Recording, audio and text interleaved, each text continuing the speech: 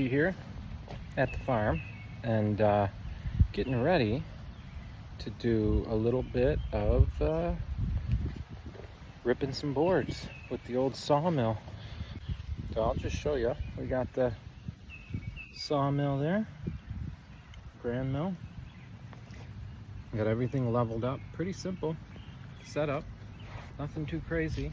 Beautiful piece of oak here out by the river, bottomland down there, and we're gonna go ahead and rip this log. I need a couple boards for I'm gonna make a bench at home for the entryway. My wife wants something, so we're gonna go ahead, give that a shot, and I'll see if I can get a little bit of video and show you how things pan out. Got the old Husky 445. That thing is, man, that's ripped so many boards.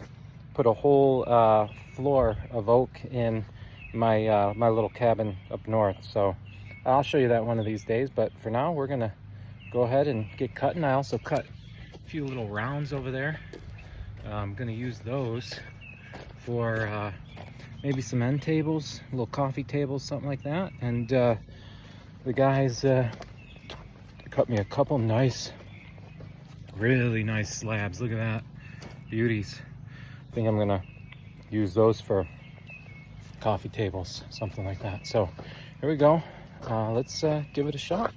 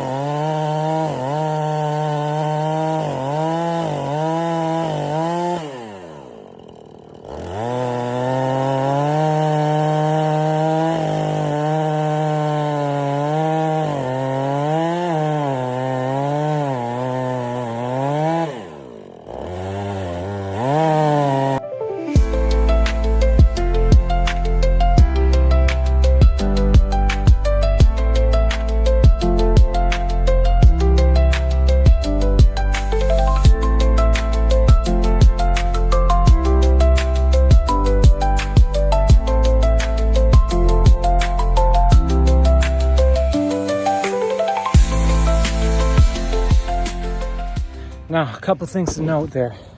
This, put a level on that. Make sure that's level all the way across. This, I had to add a couple extensions because the boards I had a little short for this 8-footer. This 8-foot log that I got here. But that's a workout, I'll tell you what. But just run that top board. I'll show you now. This is the beauty of this job. Is just gonna flip this on. Oh, that's heavy. Oh boy, look at that. There we go. So you got your beautiful top all level. So now I can just run boards. I don't need this. I don't need the 2x4s anymore. 2x8s, I should say. So I can just use the mill, the Alaskan mill, and just zip, zip, zip. And then I'll come clean this up later with with my table saw. So pretty cool. We'll get this moving a little bit, and I'll show you some more. So here's the top cut. You can see it's heavy, man, on one side, but that's it. That's that top cut. Beautiful though. Look at that. Look at that wood grain. Damn. And there you go. We're gonna start ripping away here. Probably cut, I don't know, slabs. I got to figure out what we want thickness wise, but enough that family can sit on it, and making a shoe bench at home. So gonna go and get that going, adjust the mill a little bit. Now you're just talking about this mill, you know, the there you go, you got that mill, you can adjust it right here, and that's going to control your width on how thick the boards you're going to cut are. And once you get to this point here, you know, life gets easy. life gets a hell of a lot easier because you're just zipping right along that. You got a nice level surface now, and you can just go ahead and rip down that board. So we'll cut our slabs out and cut as many as I can off that. And that way we got some scrap. We can make some shelves, all kinds of stuff. That's nice red oak from this big old tree over here. Fell down, and we made the best of it with some really nice saw logs, and this one I kept for me. So here we go. All right, everybody, quick update. Here's where I'm at. Got you can see, look at that beauty. I mean, dang, does it get any nicer? I'm about halfway through that cut. Just giving it a break for a minute, and there's that top cut. But look at this piece. I just ripped the first board. I mean, that doesn't get any prettier than that. I'm gonna go ahead and plane that out at home and cut it to size. But man, that's a beautiful piece of red oak, and you can see we're cutting here. What I did is I just sprayed some waterproofing on the ends, so we try to avoid the splits while it dries out. And I'm gonna keep going here in a minute. Let that saw cool down just a little bit. That's a workout. Just fair warning, if you're using the Alaskan mill, get ready, take your time, because it'll give you a workout for sure. I had a bit of a problem earlier where the original bolts split, broke off here.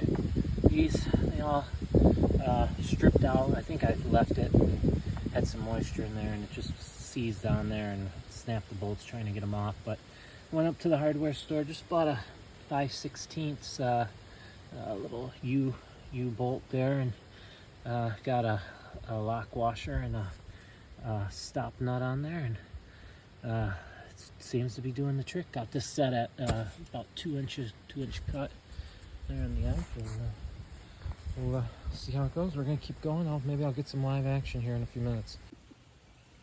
All right, here we go. Saw's not big enough, so I'm gonna have to cut from both sides. No jokes on that one. We're gonna go. I'll show you some live action.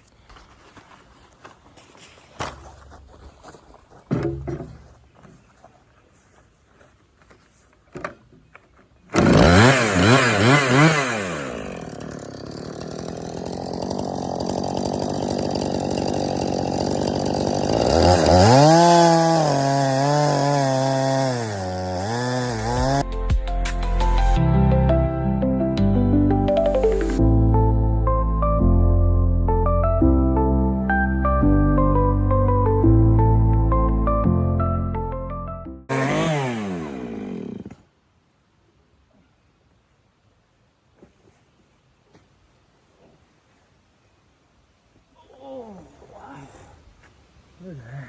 Oh, the wood rot there. Dang it.